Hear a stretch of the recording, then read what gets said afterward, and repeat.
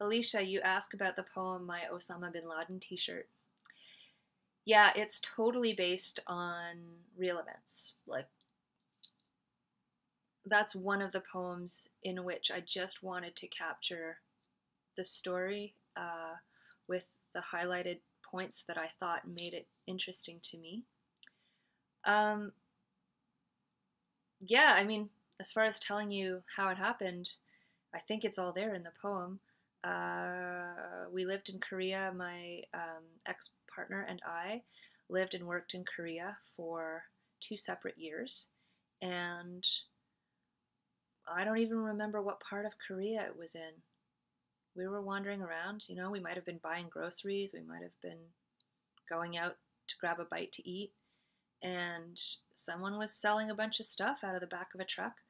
There is an American there is an American base. There's many uh, associated American military bases in Korea, and Korea has a long and deep history of involvement with the American military.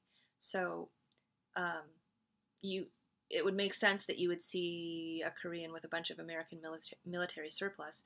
But I guess for me, it also, like, flagging that in the poem is a way of flagging that whole history and how these objects that get named in the poem are part of much greater forces.